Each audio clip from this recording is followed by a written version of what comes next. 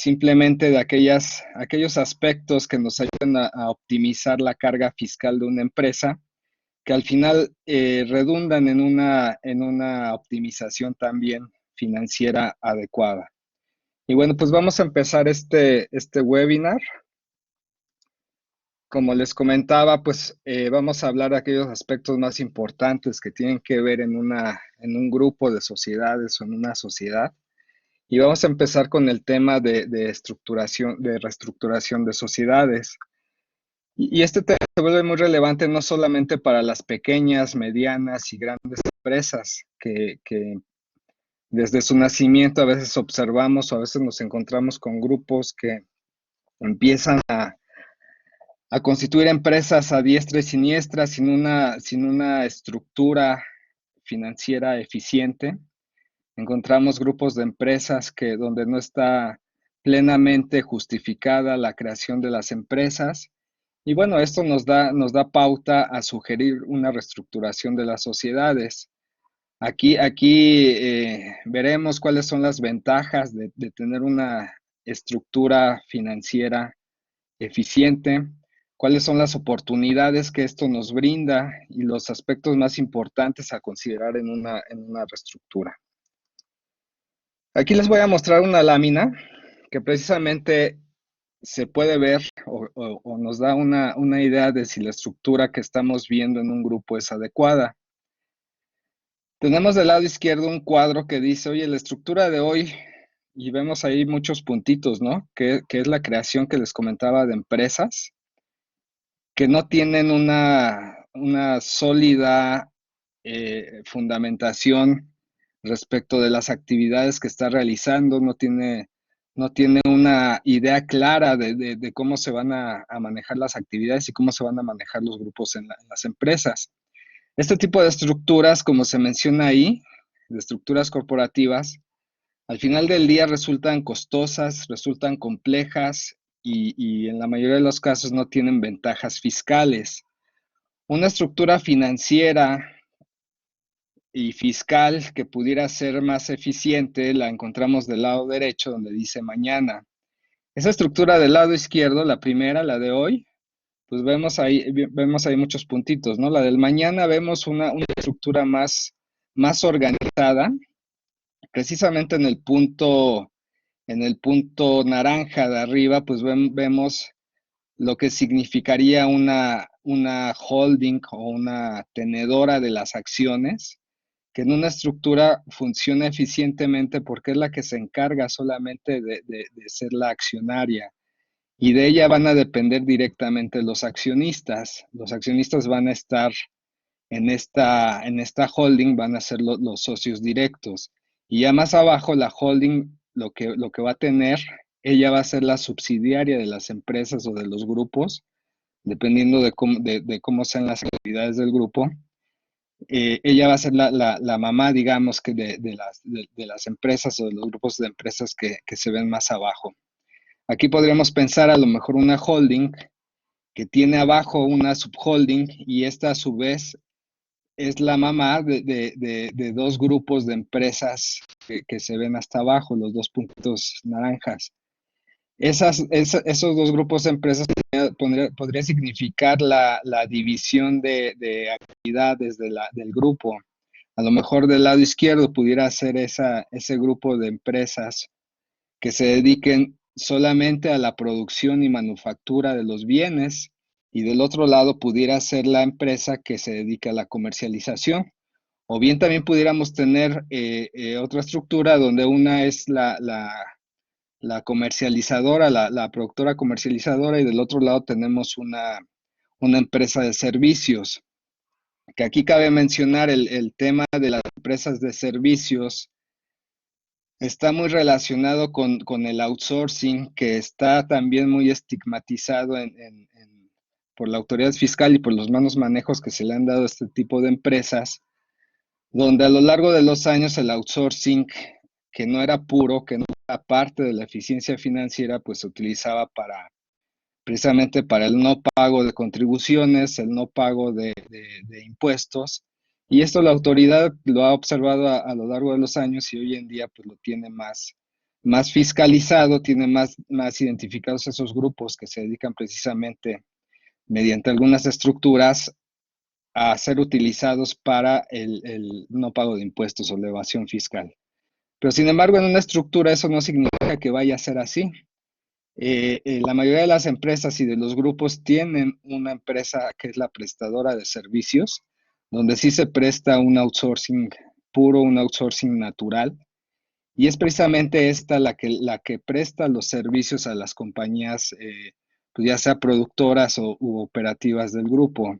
Con este tipo de estrategia lo que se busca es la especialización precisamente de esas compañías, es decir, tener una empresa especializada para la producción, tener una empresa especializada para la comercialización y tener una empresa también especializada para la prestación de servicios, donde los empleados sean especialistas en prestar servicios, ya sea de producción, manufactura, sean empleados especializados en la prestación de servicios de comercialización, y a su vez pues sirve también de alguna manera para eficientar las cargas fiscales. ¿Por qué? Pues porque en una compañía de servicios se puede manejar, y no, al hablar de manejar no quiere decir que estemos entrando en un tema negativo de evasión fiscal, sino que se puede manejar y optimizar, por ejemplo, el pago de la PTU, donde, como sabemos, México es uno de los pocos países donde se paga PTU, uno de los pocos países que reconoce mediante el pago de la PTU que los empleados tienen derecho a gozar de las utilidades que genera la empresa. Sin embargo, también nos hemos encontrado en grupos de empresas donde no está separada la mano de obra o los servicios, y todo está junto en una sola empresa, es decir, una sola empresa tiene la comercialización, tiene las ventas y tiene los empleados, donde por una eficiencia en el negocio, esta empresa puede generar muchas utilidades, y al final esas utilidades pues las tiene que pagar a 20, 30 empleados, ¿no? Eso lo vemos mucho en empresas subsidiarias de compañías del extranjero. ¿Esto de qué manera pudiera no ser lo óptimo? Pues desde el punto de vista en que estas utilidades pues tendrán que repartirse a los empleados, estas altas utilidades, y al final merman los flujos financieros de la empresa, que pudieran utilizarse para compra de maquinaria, tecnología, inversión en nuevos negocios que al final del día hacen crecer la estructura, hacen crecer la inversión de los accionistas. Entonces, de ahí que se vuelve importante pues tener una estructura financiera adecuada. Y también viéndolo desde el lado patrimonial, para los accionistas es importante tener una estructura sólida como la que se ve aquí en el mañana, porque cualquier contingencia que pudiera tener alguna de las empresas desde el punto de vista laboral, desde el punto de vista comercial, no va a afectar patrimonialmente y directamente a los socios. Va a tener una barrera antes de que estos litigios pudieran afectar el patrimonio de los socios o de los accionistas. Que viéndolo desde un punto de vista positivo, pues todos los accionistas invierten con fines lícitos en un negocio, invierten con la finalidad de hacer crecer inversión, invierte con la idea del retorno de que, bueno, de que el negocio genera utilidades, y que el día de mañana ese negocio retorne la inversión a los accionistas vía dividendos o vía reducción de capital. Ese es el enfoque que un accionista, un inversionista tiene desde el punto de vista de negocios. Entonces, bueno, por eso se vuelve relevante el tener una estructura en un grupo que sea eficiente. Como les comentaba, tiene ciertas ventajas y otorga oportunidades al negocio. La necesidad de reestructurarse, por un lado, blinda el patrimonio de los accionistas. Como les comentaba, ya no están expuestos directamente como socios de una empresa que trae todo el negocio a cualquier contingencia que pudiera darse desde el punto de vista laboral, comercial, etcétera. Ya hay una subholding o hay una holding que son las que van a enfrentar con su patrimonio el, el, el efecto de estas contingencias. También brinda fortalecimiento en la posición del mercado. Evidentemente, una empresa o un grupo de empresas bien estructurado se presenta mejor posicionada en el mercado. ¿Por qué? Porque la separación de los negocios en diversas empresas lo hace más eficiente. Puede también generar no solamente diversas unidades de negocio, sino también puede ir generando marcas que al final del día, estas marcas también crean valor en el negocio, crean posicionamiento en el negocio. Genera la oportunidad de nuevos clientes, productos o servicios. Indudablemente, una empresa bien reestructurada o un grupo de empresas bien estructurado en una estructura eficiente, pues va a tener oportunidad de acceder a clientes diversos y a nuevos mercados. Ahora con la globalización es más sencillo tener clientes no solamente nacionales, sino también buscar clientes del extranjero. Ir desarrollando nuevos productos o servicios porque permite también a las empresas la especialización. Tener una empresa que se dedique exclusivamente a la manufactura, una empresa que se dedica exclusivamente a la comercialización o a la venta, y a lo mejor otra empresa que se dedica exclusivamente a prestación de servicios para las empresas del grupo, pues hace que cada una de ellas persiga una finalidad de negocios específica y que vaya buscando la especialización y la mejora de los servicios, lo cual le va a permitir acceder a nuevos mercados, acceder a nuevos clientes. Acceso a mejores tecnologías. Igualmente, la búsqueda de especialización, la búsqueda de eficiencia, pues permite ir buscando nuevas formas de reducción de costos, nuevas formas de mejoramiento de los productos, y eso se da a través de nuevas y mejores tecnologías. También el acceso a patentes, a marcas, a concesiones, dependiendo del giro que tenga la empresa. Una empresa de telecomunicaciones pues puede acceder a otras concesiones, el desarrollo de marcas, el desarrollo incluso de patentes, es lo que nos da precisamente esa especialización. Por otro lado, la diversificación de utilidades y riesgos. Podemos ir manteniendo en cada una de estas empresas riesgos controlados. No es lo mismo que todo el negocio esté alojado en una sola empresa. Si tenemos una contingencia, un riesgo laboral, pues se va a ir sobre el patrimonio de esa empresa. Entonces, aquí nos permite precisamente ir diversificando esas unidades de negocios y las utilidades que cada uno de estos negocios vayan generando. Permite también eliminar competencias, grupos del mismo giro. Nos hace más fuertes dentro del mercado, posicionarnos como una estructura más fortalecida, y eso va a ir eliminando las competencias en la medida en que se desarrollen los negocios con mayor eficiencia y eficacia. Se diversifica el riesgo en las inversiones, inclusive en otros países. Precisamente también es una de las ventajas que brinda una estructura eficiente. ¿Por qué? Pues porque tenemos, como comentaba hace un momento, diversificadas las unidades de negocios.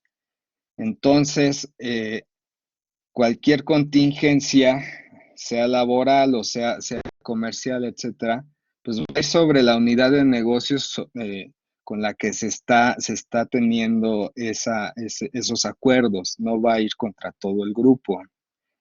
Razones de tipo legal, laboral, geográfico y de logística, pues va junto con lo que acabábamos de comentar. Un tema legal laboral va a ir sobre la empresa prestadora de servicios y no tendría que afectar a la empresa comercializadora o a la empresa manufacturera. Entonces, de ahí se puede también mitigar el riesgo patrimonial. ¿Por qué? Pues porque solamente la entidad de servicios es la que tendrá que responder con su patrimonio a esas contingencias cuando se llegaran a dar. Y aquí podemos tener incluso otro tipo de aspectos contingentes, como pueden ser ambientales, como pueden ser, comentábamos, comerciales, como pueden ser laborales, pueden ser también del tipo de contingencias con el gobierno, con el SAT, etcétera, ¿no? Cada unidad de negocios tendrá que responder por sus obligaciones y tendrá que buscar que sus derechos sean respetados. ¿Qué otros factores pueden incidir en una estructura? Precisamente aquí tenemos una gráfica o unos cuadritos, un esquema que muestra la estructura, a qué se va a enfrentar una estructura operativa.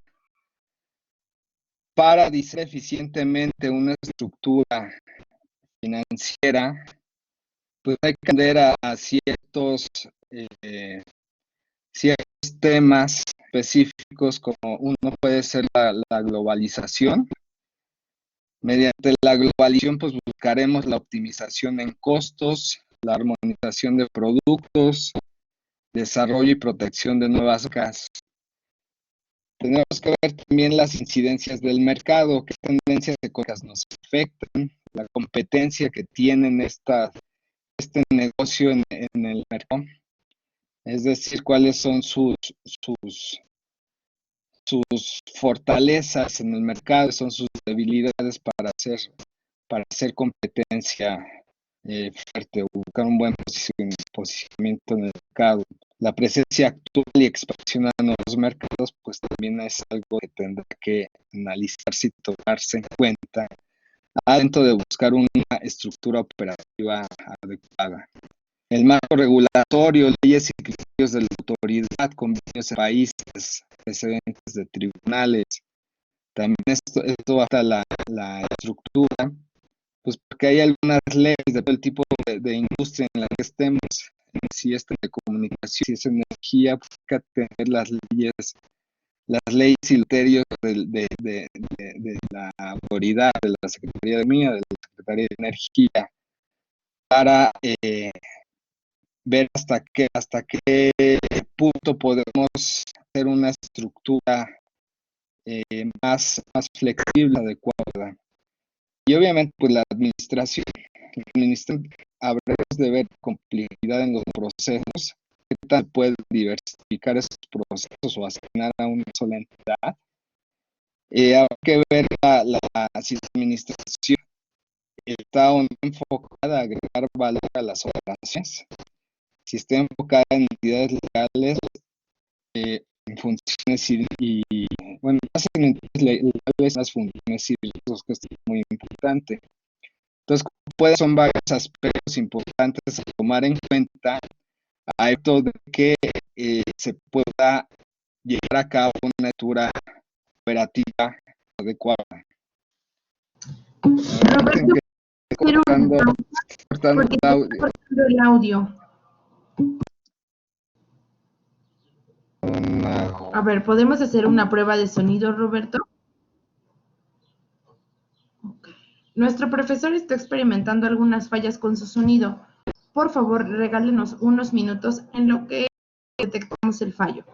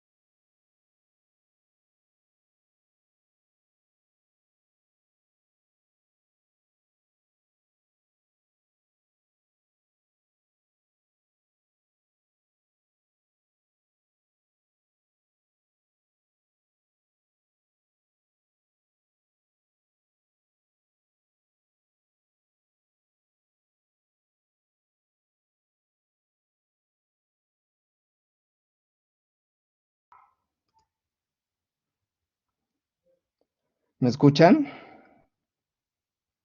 Sí, te escuchamos perfecto, Roberto. A ver, creo que ya está resuelto el problema. De acuerdo. Eh, Continúa. ok, vamos a continuar entonces. Bueno, ya nada más para terminar de ver esta lámina, les comentaba que a efectos de llevar a cabo una planeación en una estructura financiera, pues hay que ver por lo menos estos 4 aspectos que son bien importantes: el de la globalización, mercado, marco regulatorio y administración, para efectos de poder hacer esa división de actividades, esa diversificación de las operaciones de un grupo y hacerlo de la manera más adecuada.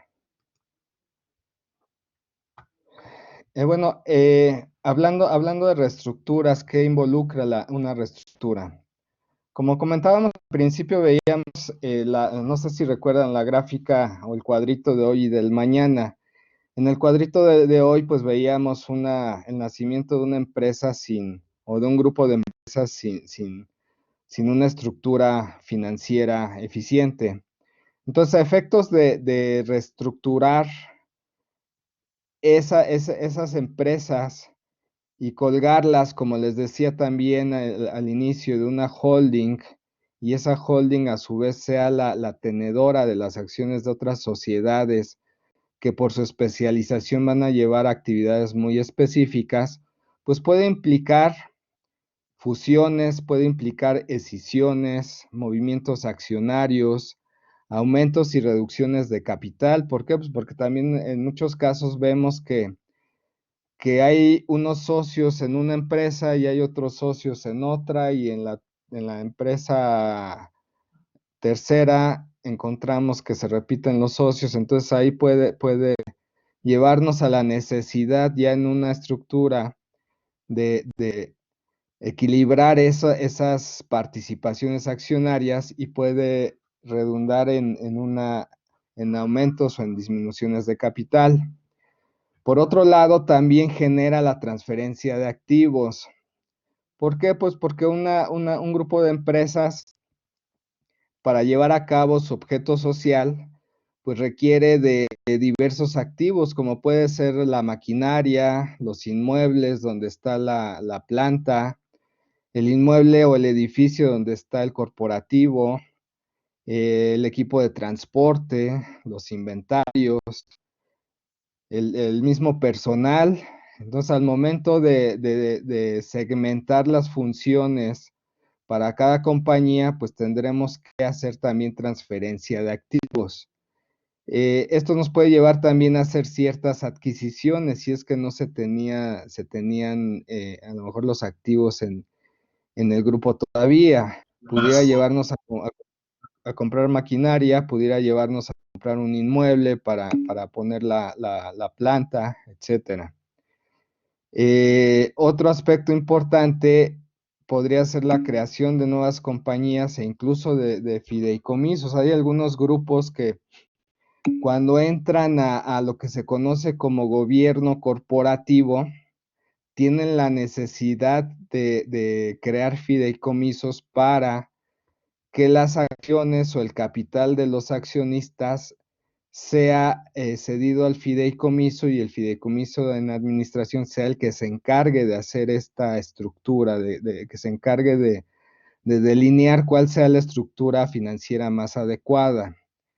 Y por otro lado, pues también puede implicar liquidaciones. Si al final del diseño de la estructura vemos que hay compañías que tal vez repiten funciones, repiten actividades, pues nos puede llevar a una liquidación de esas compañías. Como pueden ver, digo, tanto en el tema de fusiones, escisiones, movimientos accionarios, ya sea de aumento o disminuciones de capital, esto nos va a implicar el movimiento de los accionistas en las empresas, a efecto de alojar a los accionistas en una holding, y ya que de la holding dependan todas las sociedades que se están creando para que lleven a cabo una actividad en específico. Aquí nada más comentar que en el tema de reestructuras, la ley del impuesto sobre la renta en el artículo 24 prevé precisamente la autorización de movimientos accionarios al costo, es decir, que no se va a pagar impuesto por los movimientos accionarios que se vayan a hacer. ¿Por qué? Pues porque se trata de una reestructuración y esto lo contempla la ley del impuesto sobre la renta, pero se tiene que pedir una autorización al SAT. Esta autorización se va a enviar mediante escrito libre, donde se le va a hacer toda la explicación de cuáles van a ser los movimientos accionarios, cuáles van a ser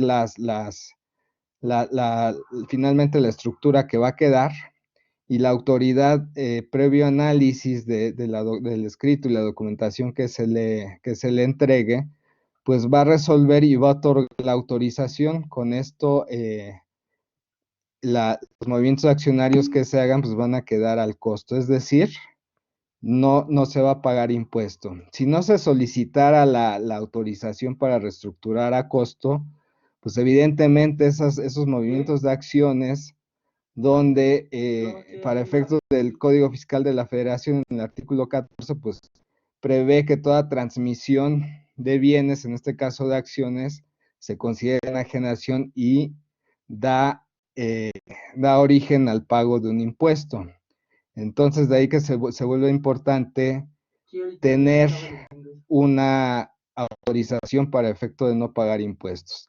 También en el caso de fusiones y escisiones que se hagan en el grupo, como ustedes saben, las fusiones generalmente es la integración de dos empresas distintas en una sola. Tenemos ahí la figura de fusionada y fusionante. Entonces, generalmente la fusionada es la que va a terminar, todo el patrimonio de la fusionada va a terminar en la fusionada, en la fusionante, perdón. Y ahí también en el Código Fiscal de la Nación prevé ciertos requisitos para que esas fusiones no se vean afectadas y no se consideren enajenaciones. Lo mismo pasa con las escisiones. Se tienen que cumplir ciertos requisitos que están contenidos en el Código Fiscal de la Federación para que la escisión no sea considerada una enajenación y por lo tanto se tuviera que pagar un impuesto. De ahí que hay aspectos importantes en el caso de las reestructuras que habrán que revisarse para efecto de que esto no genere una carga tributaria adicional al grupo. Y obviamente, pues esto va a mermar en los flujos de capital que tenga que tengan las empresas. Como comentábamos, todos los grupos lo que buscan pues es eficiencia y es eficacia en su operación. Digo esto ante un entorno muy dinámico, un entorno que al día de hoy es muy globalizado.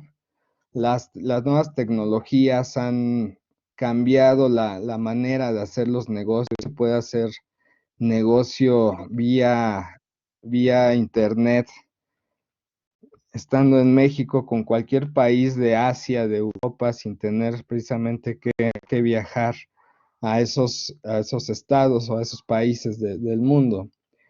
Esto pues ha dado origen también a un marco regulatorio más estricto, y lo vemos precisamente en el caso de los bienes de los bienes y servicios que se compran y se venden por internet, a lo que conocemos como comercio digital, y que esto en los últimos años pues ha mermado todas las haciendas del mundo. Y no solamente es preocupación de México, que para esta reforma fiscal 2020, pues vimos que se implementaron algunas regulaciones con la finalidad de gravar el comercio digital. ¿Por qué? Pues porque veíamos ejemplos como Amazon, como como Uber, Airbnb, donde se estaban haciendo negocios y no se estaban pagando los impuestos.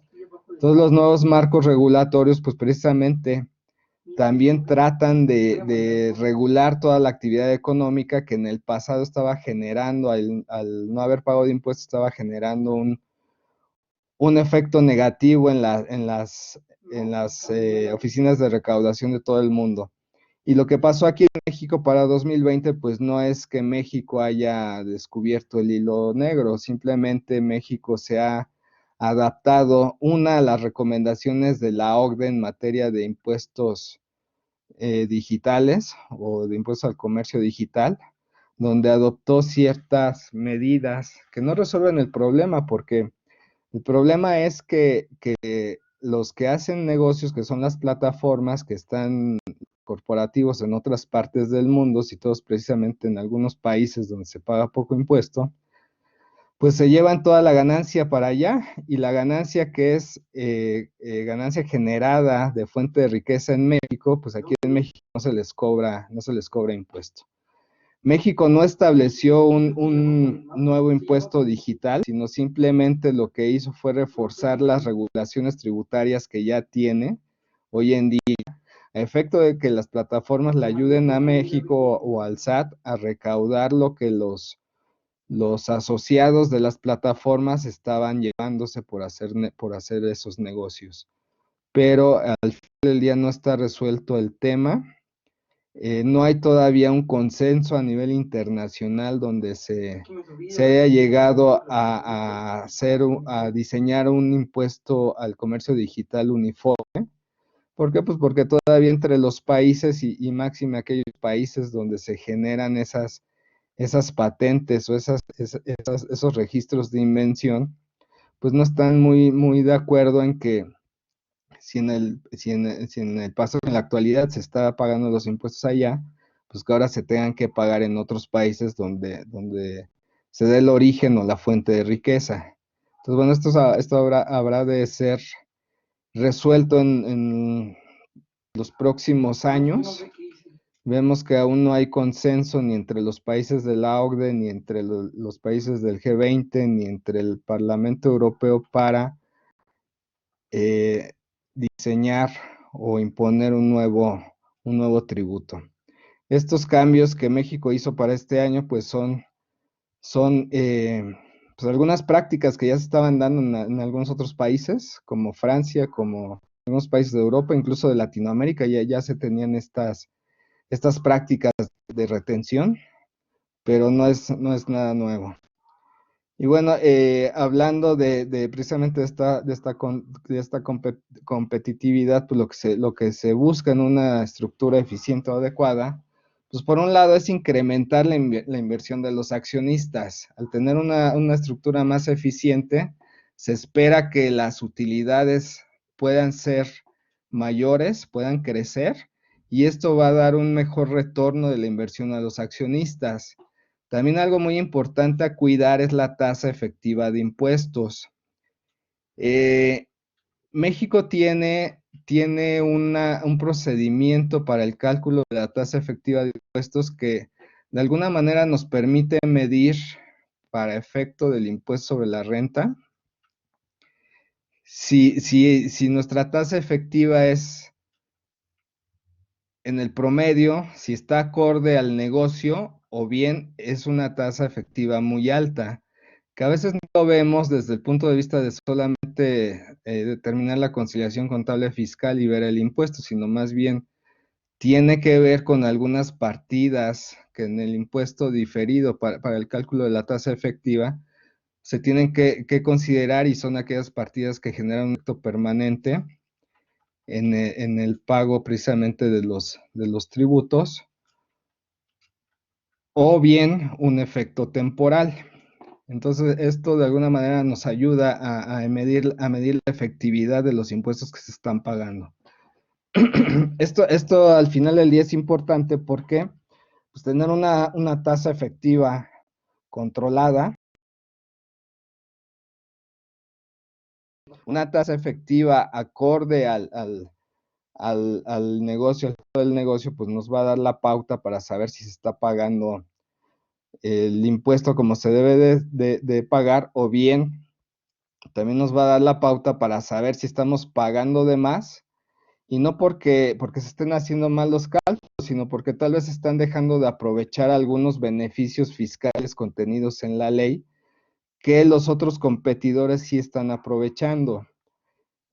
Aquí a veces es conveniente hacer precisamente ese benchmarking de las empresas o de la industria, de las empresas que componen la industria, para verificar si más o menos estamos a una misma tasa efectiva que el competidor, o estamos más arriba, o incluso podamos estar más abajo de la tasa promedio. Esto nos va a dar un buen indicativo de si estamos pagando bien los impuestos o estamos dejando de reconocer algunos beneficios fiscales que al final del día se traducen en beneficios económicos. Y esto pues da pauta al siguiente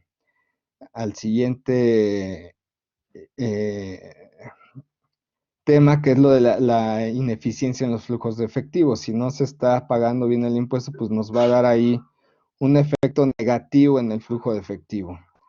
También en la competitividad de los grupos y en las estructuras financieras hay que buscar que no se dé la duplicidad de operaciones. ¿Por qué? Pues porque al no tener una estructura eficiente donde las actividades efectivamente segmentadas, pudiéramos estar haciendo dos actividades que a la empresa le va a costar dos veces. Le va a costar dos veces el pago, y esto se traduce en mayores costos de operación o en mayores costos de administración. Y finalmente nos va a dar una presencia que se vuelve también efectiva para el mercado. Algunas prácticas comunes del retorno de la inversión, y que aquí vamos a mencionar algunas que son conforme a la ley, y algunas que son malas prácticas. Pues vemos que la inversión de los socios es precisamente ¿para qué? Pues para generar mayor utilidad. El socio o el inversionista, ¿qué es lo que analiza? Oye, si pongo mi dinero en el mercado de valores, en una inversión de renta fija, pues me va a dar cierto rendimiento. Si lo pongo en mercado de capitales, tal vez me va a dar mayor rendimiento, pero el riesgo también es mayor. Si pongo mi dinero en una inversión en acciones de una sociedad que va a llevar a cabo un negocio, a lo mejor se va a tardar más, pero también puede crear mayor valor, y esto se puede asemejar incluso igual o mayor a poner el dinero en el mercado de capitales, pero con una protección en la inversión. Entonces el inversionista, ¿qué es lo que hace? Pues genera inversión para crear nuevos negocios, o bien adquiere un negocio que ya está funcionando, o bien si ya tiene el negocio y busca crecer, pues tal vez se fusione en otra empresa del mismo giro para crear una empresa más fuerte, o tal vez a través de un joint venture, donde se unen dos empresas para generar un negocio sin que esto implique una fusión de las sociedades.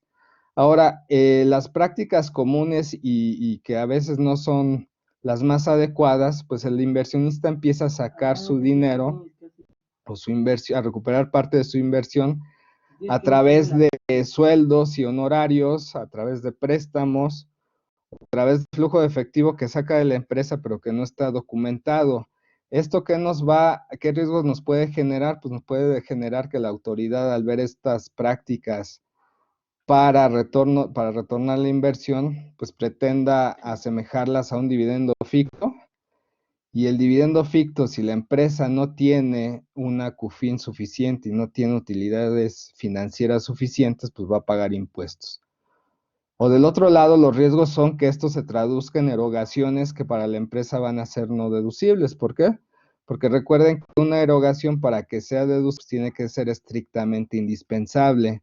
Y al hablar de estrictamente indispensable, pues tiene que estar relacionada primeramente con la actividad del negocio y está relacionada con el ingreso que genera la empresa.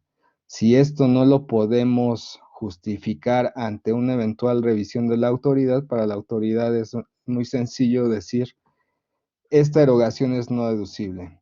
Y más aún ahora con la reforma 2020 que también busca la autoridad en las operaciones que hagan las empresas y está muy enfocada en las operaciones de las empresas de un mismo grupo, en operaciones intercompañías, precisamente en que se demuestre la materialidad de la operación y que se demuestre también la razón de negocios. Con estos dos conceptos novedosos que la autoridad ha implementado, pues busca que no se trate, por un lado, de operaciones ficticias, sino que sean operaciones reales, operaciones que se están llevando a cabo. Y por otro lado, pues que haya una razón de negocio sustentable para llevar a cabo esas operaciones. Entonces esto también se vuelve ya muy importante porque en revisiones que la autoridad está llevando a cabo también busca precisamente que se le demuestre esa materialidad y esa razón de negocios.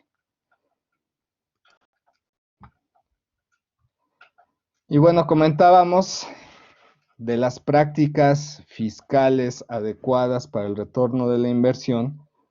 Pues tenemos por un lado la distribución de dividendos utilidades. Aquí como ustedes saben, para el pago de un dividendo, primeramente tenemos que revisar que la empresa tenga suficientes utilidades contables. Si la empresa no tiene suficientes utilidades contables, lo que va a hacer lo que le va a generar a la empresa es que va a tener que pagar el impuesto. El impuesto lo va a generar pues piramidando el monto del dividendo por un factor de piramidación que es del 1.4286, que es el que le corresponde al 30%, y sobre la base piramidada o el dividendo base piramidado, pues va a aplicar la tasa del 30%. No obstante que ese impuesto que se pague por el dividendo puede ser susceptible a acreditarse en pagos provisionales o bien acreditarse en el impuesto anual, pues va a generar un evento de flujo de efectivo para el negocio, para la empresa, y económicamente pues le va a generar un perjuicio. Bueno, el retorno de la inversión es una de las prácticas, la distribución de dividendos es una de las prácticas fiscales que se consideran para el retorno de la inversión. También aquí debemos de tomar en cuenta que cuando se habla de distribución de dividendos, con la reforma fiscal de 2014 se incorporaron los artículos 140 y 164 de la ley del ISR, donde se considera un nuevo gravamen, el que se le conoce como 10% adicional.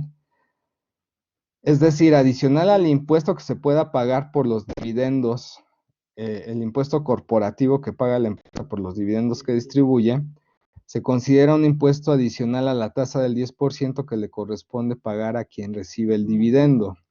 Esto básicamente es para personas físicas residentes en México y a residentes en el extranjero.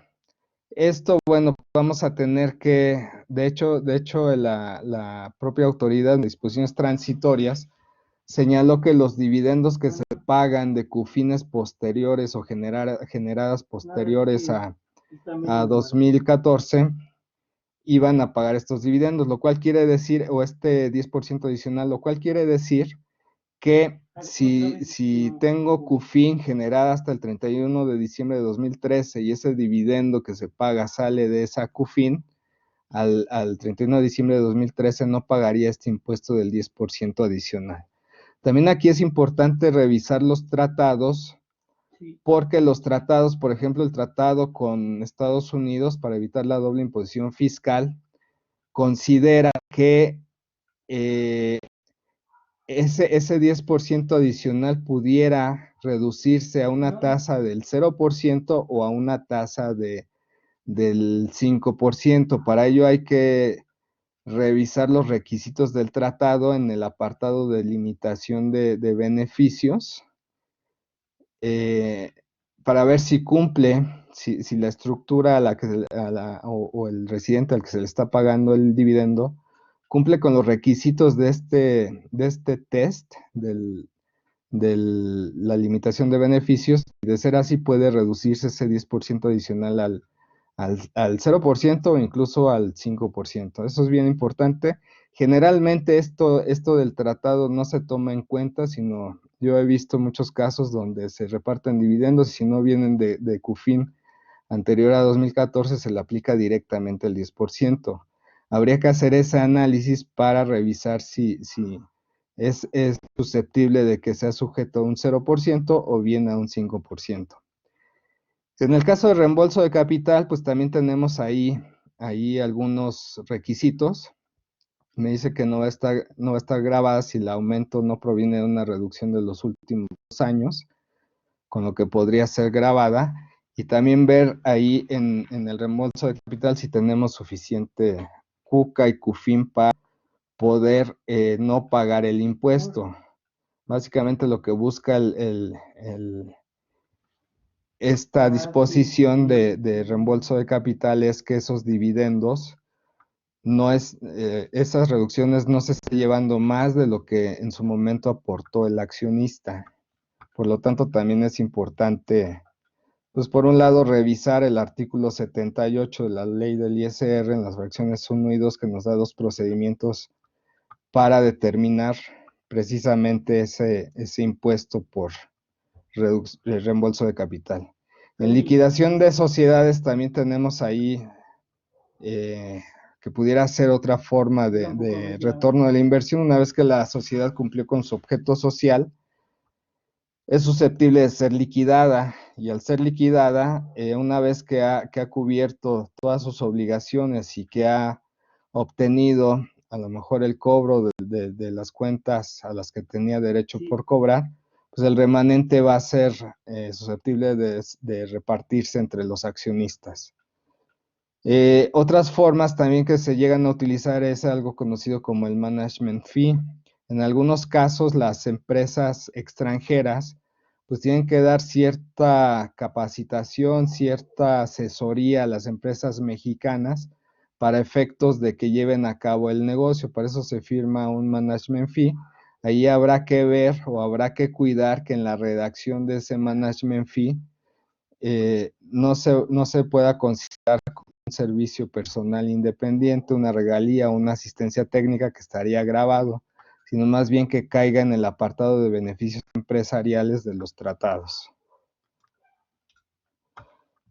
Y bueno, algunos otros aspectos a considerar, digo ya de manera general, que pueden también ser importantes para salvaguardar el flujo del capital, el flujo de efectivo en las empresas, es a nivel de pagos provisionales, pues tener en cuenta el tema de poder disminuir la PTU que se ha pagado en el ejercicio, en los pagos provisionales.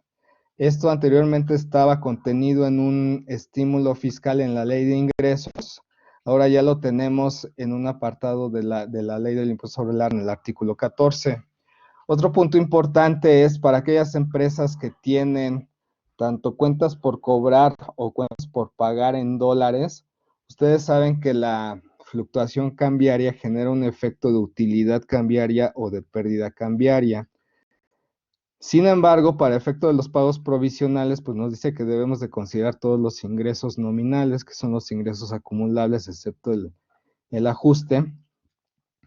Y entre ellos, pues tenemos a la utilidad, pero como las empresas generalmente llevan una cuenta de utilidad cambiaria y otra de pérdida cambiaria, pues pareciera ser que una misma cuenta genera estos dos efectos, pero la realidad es que no, o te genera utilidad o te genera pérdida.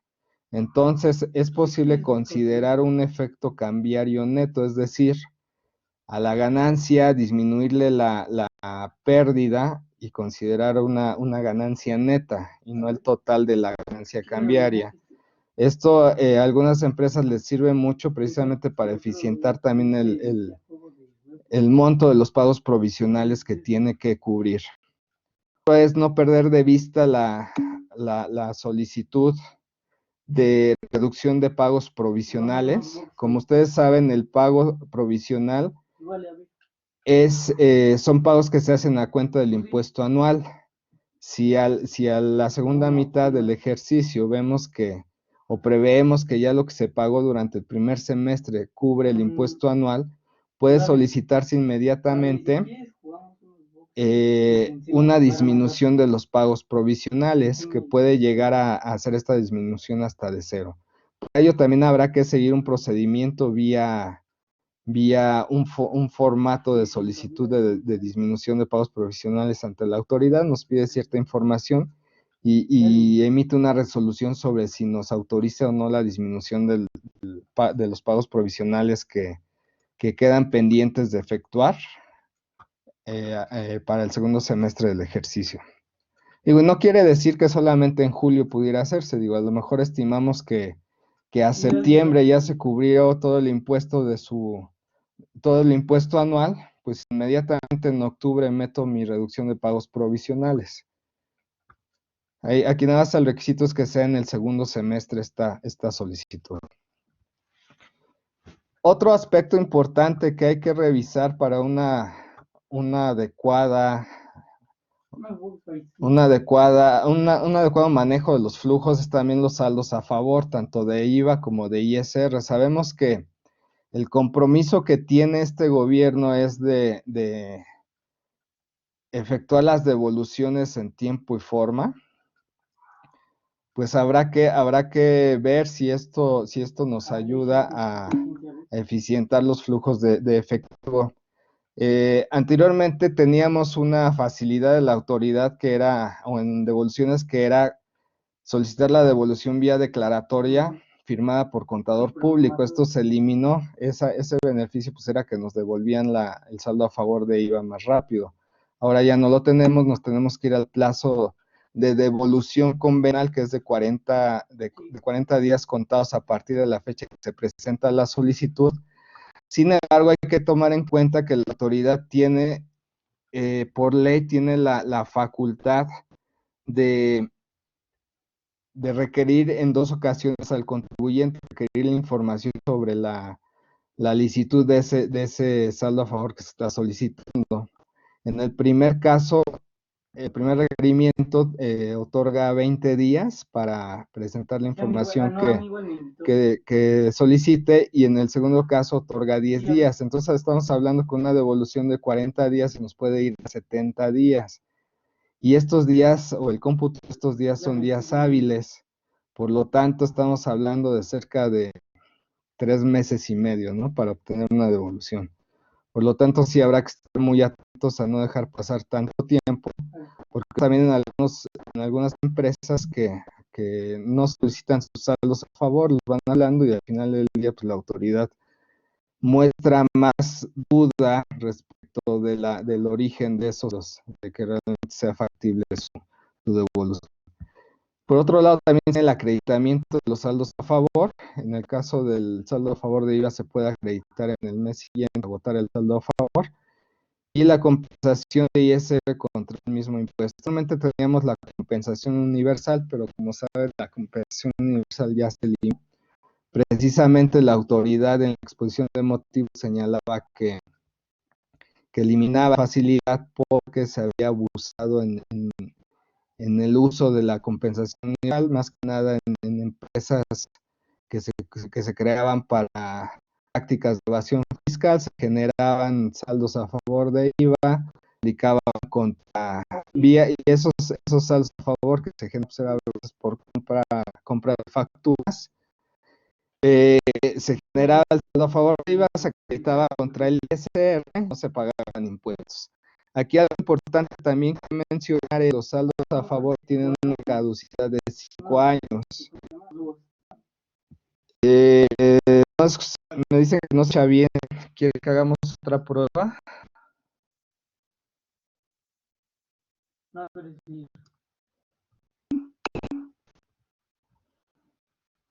A ver, ahí me escuchan bien.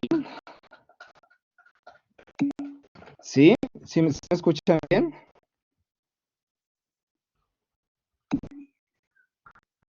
Híjole.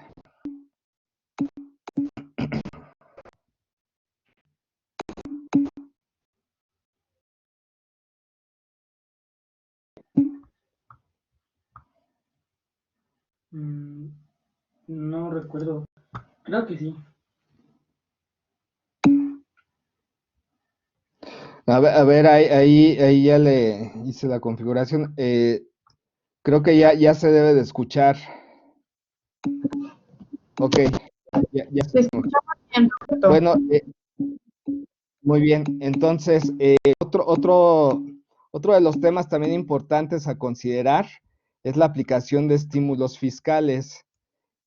Como saben, también en la ley del ISR, pues se han ido haciendo cambios, modificaciones a los estímulos, que si bien no representan en algunos casos una disminución del impuesto, sí nos pueden ayudar a obtener otros beneficios. Por ejemplo, el estímulo por inversión en la industria cinematográfica nacional. Como ustedes saben, una parte del impuesto que paga la empresa, pues si es autorizada, se va a la producción de una película. Ese monto que se le da, es decir, la empresa ya no lo paga al SAT, sino que se lo da a la productora, disminuye de su impuesto a pagar del ejercicio. Esto a las empresas, en la práctica hemos visto que pues les da cierta promoción. ¿Por qué? Pues porque a veces participan o aparecen en los créditos de la propia película, aparece ahí el nombre de la empresa.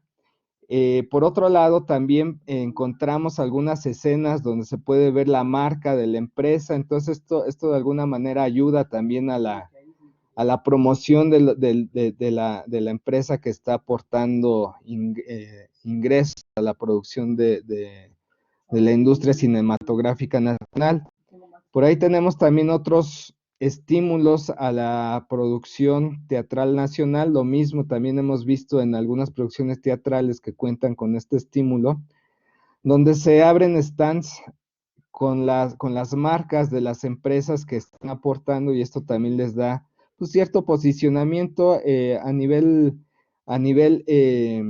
social. Se aprecia bien que las empresas estén participando y estén tomando estos estímulos. Hay otros de proyectos de inversión en la edición y publicación de obras literarias, también se contempla. En la investigación y desarrollo de tecnología, deporte de alto rendimiento, en proyectos de inversión en la edición y publicación de obras literarias nacionales originales, que se llama Efilibro, pudiera ser también otra opción. Y bueno, básicamente, y ya nada más, antes de finalizar, considerar algunos aspectos también para el cierre fiscal de las empresas. La ley del impuesto sobre la renta prevé que las empresas puedan disminuir las cuentas incobrables que pues ya se tiene la certeza por un juicio mercantil de que no van a ser cobradas. Entonces, cumpliendo con los requisitos de ley, pudiera hacerse esta disminución.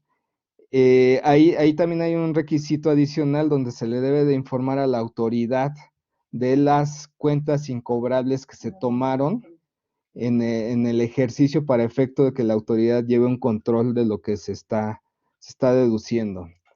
En el caso de descuentos, rebajas o devoluciones, para tomar la deducción es importante tener la documentación soporte a más tardar en el mes de febrero del ejercicio siguiente. En el caso de la deducción de del costo vendido estimado, correspondiente a anticipos, pues esta es una facilidad, porque muchas veces nos dan anticipos para la compra de un bien o de un servicio, pero no se tiene que acumular todo, no se tiene aún el costo deducible, el costo de lo vendido. Entonces la autoridad nos permite deducir un costo de lo vendido estimado. Esto está contenido en resolución miscelánea. También, apoyado en precedentes de tribunales, se establece un mecanismo para determinar y deducir la actualización de los inventarios al cierre del ejercicio que se hayan enajenado durante el ejercicio siguiente. Esto es, si se nos quedaron inventarios al 31 de diciembre de 2019 y que sabemos que ya se vendieron en 2020, pues desde que se adquirieron en el ejercicio anterior hasta que se vendieron, se puede deducir adicionalmente al costo de lo vendido la actualización de esos inventarios. Y bueno, pues otro de los aspectos que pudieran ayudar es, ya si no se presentó la disminución de pagos provisionales, pero al mes de diciembre ya sabemos que los pagos provisionales cubren el impuesto anual, pues pudiera hacerse una presentación anticipada de la declaración del ejercicio a efecto de ya no presentar el pago provisional de diciembre. Esto también, en muchos casos lo vemos que las empresas lo aplican con el fin de ya no hacer una erogación adicional del mes de diciembre cuando saben que esto lo único que va a generar es mayor saldo a favor al cierre del ejercicio. Y pues bueno, pues por mi parte es todo. Espero que esta charla haya sido de interés y les sirva para el desarrollo de sus actividades en la forma de mejorar o de eficientar la carga tributaria de las empresas y algunas ideas que a veces perdemos de vista por el día a día, pero pues que están contenidas en ley y ayudan muchísimo para tener una mejor carga fiscal, sin caer, claro, en prácticas evasivas, ¿no? Todo esto está contenido en ley. Pues muchas gracias, por mi parte ha sido todo. Muchas gracias, Roberto, por tu participación. Me gustaría dar espacio en el chat para que si alguien tuviera de forma muy puntual preguntitas, vamos a atender las preguntas que nos vayan llegando en el chat, las primeras 5 o 6 preguntas que nos vayan llegando en el chat. ¿Alguien tiene alguna duda, algo que quiera preguntarnos, algo que quiera compartirnos? Estefano, vamos a compartirles, les vamos a hacer llegar la información a su correo electrónico. Cuando ustedes se inscriben a las webinars, nos llegan sus datos de correo electrónico y a través de este medio es que nosotros les compartimos nuevamente la presentación. Muchas gracias por tus comentarios, Karina Farfán.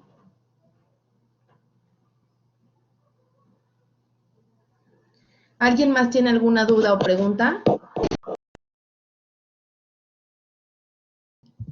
Carlos, del grupo de WhatsApp únicamente se utilizó como medio de comunicación el día de ayer. El día de hoy dimos por cerrado este grupo y todos los miembros del mismo pues fueron eliminados de este grupo de WhatsApp. Susana Vargas nos dice, Roberto, el concepto de management fee.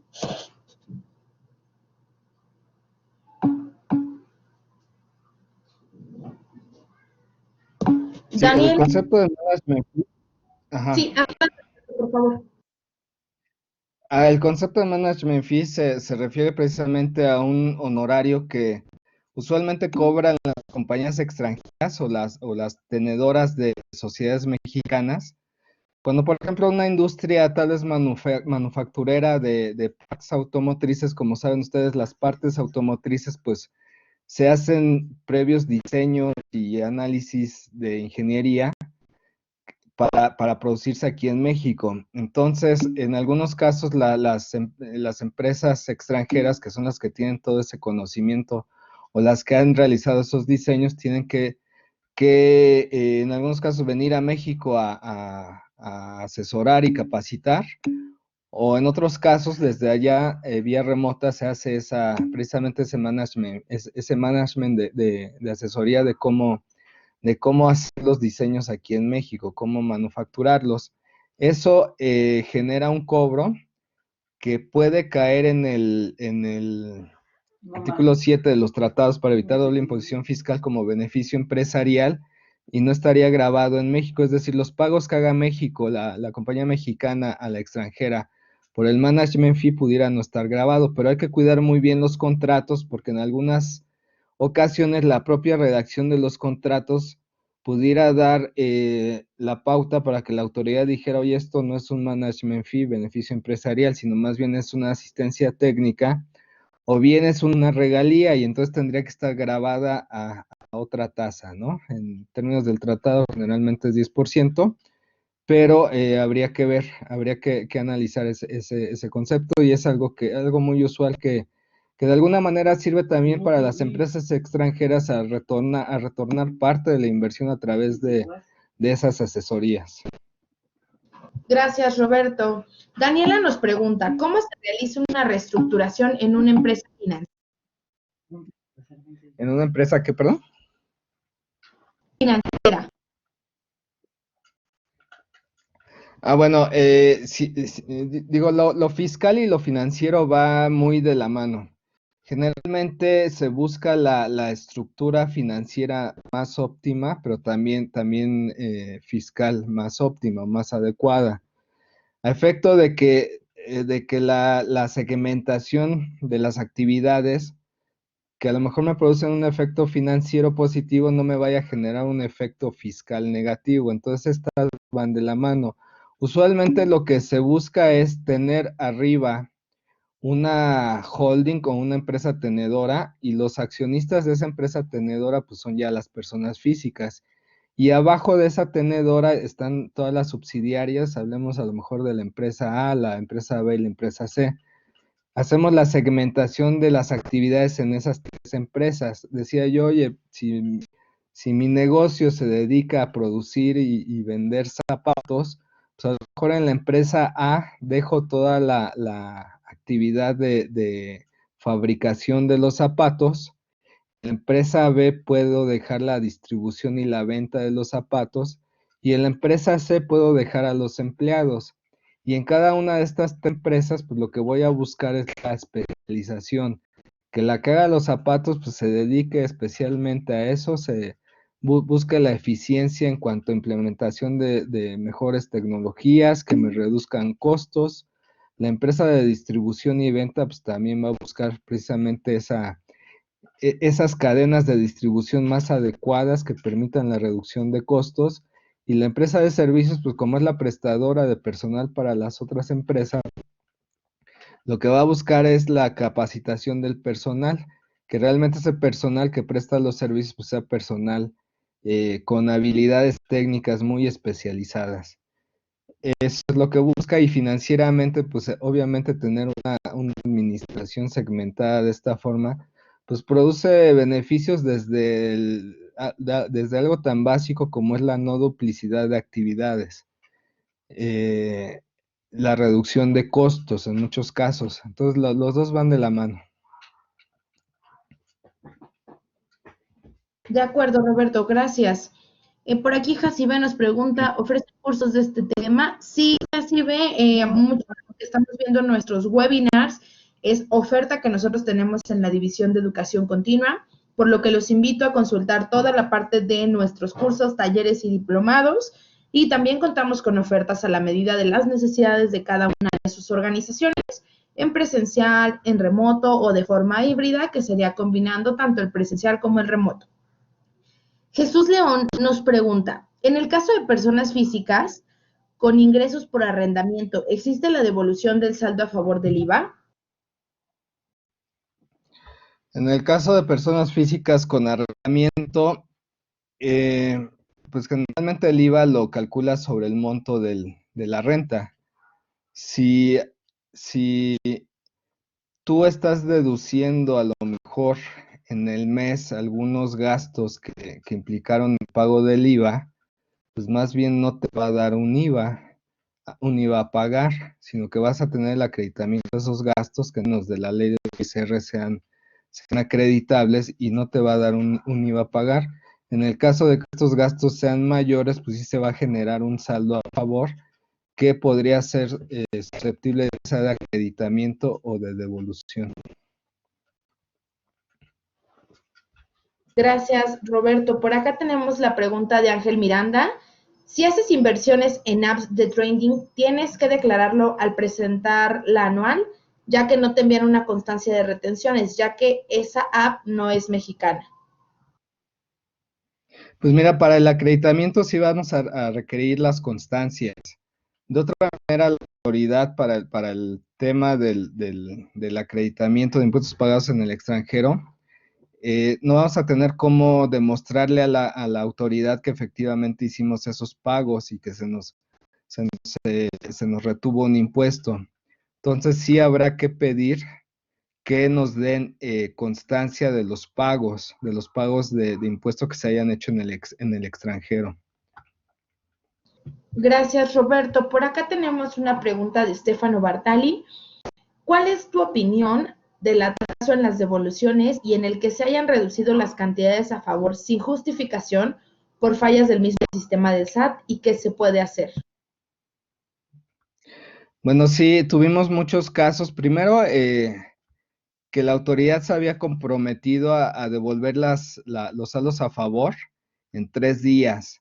Entonces, mucha gente, como efectivamente comentan, pues anticipó los primeros días de abril precisamente a presentar su declaración para que se le devolviera en 3 días y pues nos llevamos la sorpresa que por ahí del día 8 de abril la autoridad señaló que hubo fallas en los sistemas y que iba a reprocesar todas las devoluciones que ya se habían, todas las declaraciones más bien con saldo a favor que ya se habían presentado.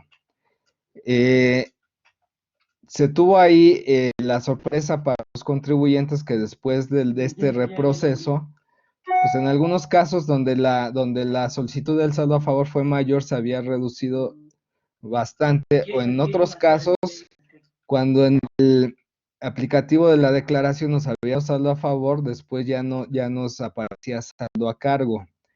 Entonces, bueno, ahí lo importante sería, primeramente, verificar si el saldo a favor pedido en devolución es correcto. ¿Cómo se puede verificar? Pues hay que revisar tanto las deducciones personales que efectivamente cumplan con requisitos y se hayan incluido todas, y hay que revisar también retenciones de los patrones y los ingresos que se hayan declarado en los FDIs. Eso se puede hacer a través también del visor de nómina de trabajadores. Y ya una vez que estemos completamente seguros que lo que hizo la autoridad fue un error en sus reprocesos, pues ahorita ya no nos queda más que meterla la devolución convencional.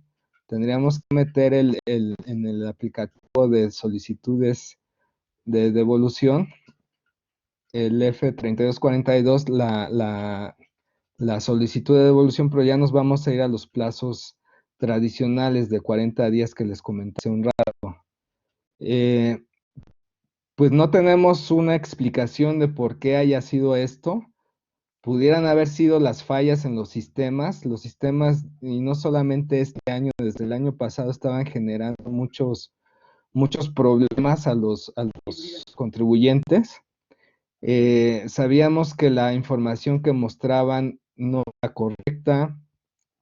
Incluso para este año que siguió el visor de nómina, la precarga en la declaración anual, a mí me tocó ver casos donde el contribuyente, persona moral, para efecto de su declaración anual, pues por un lado bajaba la información del visor de nómina y tenía que había hecho pagos y retenciones por un monto. Luego verificaba la precarga en la anual y resultaba que habían otros montos. Y luego si hacía la descarga masiva de todos los comprobantes de nómina, pues llegaba a otros montos. Entonces al final del día, en una empresa pequeña, pues es fácil ver cuál es el monto correcto, pero imagínense una empresa que tiene al año, no sé, 100,000 comprobantes de nómina, 100,000 CFDIs, pues resulta imposible revisar uno por uno los FDIs para ver dónde está la cifra correcta. Entonces, bueno, esto causó muchas complicaciones. Sabemos que también ahorita para la declaración anual de personas físicas volvieron a tener problemas, por eso se fueron a los reprocesos. Pero luego, pues también sabemos que actualmente la hacienda pública, las finanzas públicas, pues no están muy bien. La recaudación, si bien en el primer trimestre se mostró un aumento en recaudación,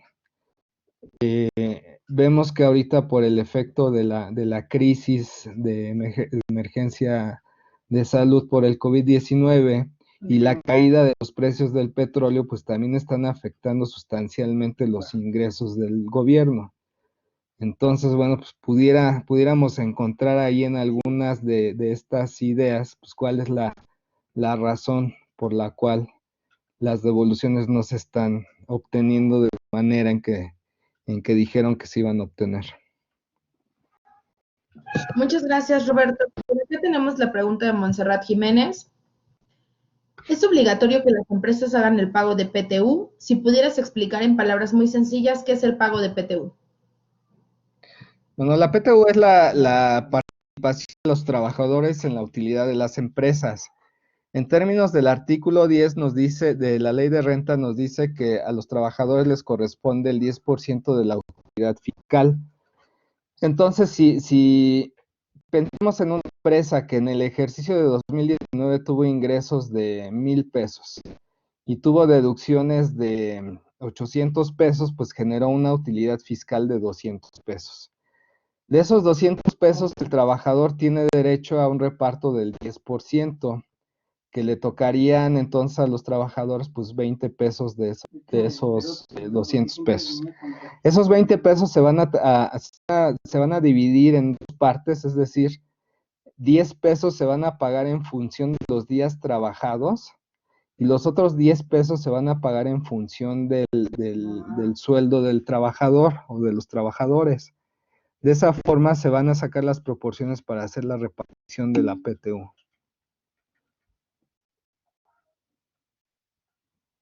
De acuerdo, muchas gracias, Roberto. Por acá nos pregunta Laura Jiménez, ¿se puede netear la pérdida y la utilidad? ¿Cambiaría para pago, para efectos del pago provisional? ¿Cuál es el fundamento? Bueno, ahí no es que lo tengamos así de claro en la ley, sino más bien es una interpretación de varios artículos. Del artículo 18 de la ley de renta, que habla de que precisamente de que se consideran ingresos acumulables los intereses. El artículo 8 de la ley de renta hace mención que entre los conceptos de intereses está precisamente la ganancia, la pérdida cambiaria. Y de ahí que se lleva un análisis de cuál es la naturaleza de la ganancia o la pérdida cambiaria. ¿Qué quiere decir esto? Pues que el contribuyente en un periodo pues solamente puede tener uno de los dos, no los dos. Si yo tengo vamos a pasar una cuenta para cobrar en dólares y en un mes, no sé, me generó los primeros 15 días una utilidad por movimientos en el tipo de cambio y en los 15 días una pérdida, pues el efecto al final del mes pues va a ser uno, o es utilidad o es pérdida. El efecto neto de estas dos cuentas no quiere decir que esa cuenta genera los dos efectos. Más bien aquí es una interpretación ahí de disposición. Ya, gracias, Roberto. Alonso nos dice, ¿cómo se puede hacer una estrategia fiscal sin caer en la evasión y que esta estrategia no se tome como una evasión? Pues mira, hacer una estrategia fiscal es fundamentada precisamente en las leyes fiscales. Digo, podemos hacer estrategia de varias cosas. Digo, a lo mejor como comentábamos aquí de la reestructuración de las operaciones de la empresa, podemos hacer estrategia de activos, intangibles, de algunos conceptos como asistencia técnica, pero todo tiene que estar primeramente fundamentado en las disposiciones fiscales vigentes. Ya, amor, ya terminé. Tenemos que también revisar que estos pagos que se vayan a hacer sean estrictamente indispensables para la operación del negocio, y debemos de cuidar también dos aspectos que comentaba hace un momento son importantes a partir de este año, que es la materialidad de las operaciones y la razón de negocios. ¿Por qué? Porque la autoridad ahora está buscando las operaciones materiales, es decir, que no sean operaciones ficticias solamente para buscar beneficios en empresas de un mismo grupo. Y la otra es que haya razón de negocios, o sea, que realmente esté justificado para el negocio el que haga estos pagos. Entonces, pues, digo, la única Contadito. La única recomendación es que esté realmente justificado en ley y cuidando estos dos aspectos. Muchas gracias, profesor. Pues ya para ir cerrando la reunión, agradecemos todas sus preguntas, agradecemos sus buenos comentarios y toda la participación que tuvieron a lo largo de esta sesión. Muchas gracias, Roberto, por tu excelente presentación. No me queda más que compartirles en el chat nuestra encuesta de satisfacción para que nos hagan llegar sus buenos comentarios. Estaremos aún con esta mecánica de webinars, haciéndoles llegar pues mucha más información, porque como sabrán, nosotros estamos muy interesados en seguir capacitando y profesionalizando a toda nuestra comunidad.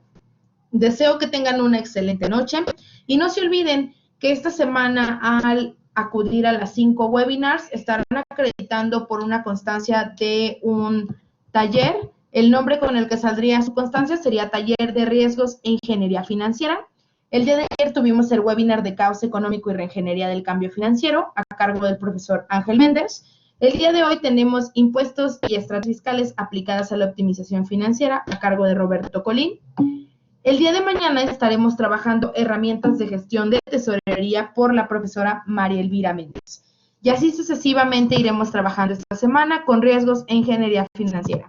Agradecemos mucho su participación. Contáctanos a través de este mail para hacerles llegar sus constancias. Que tengan excelente noche. Hasta luego. Gracias, Roberto.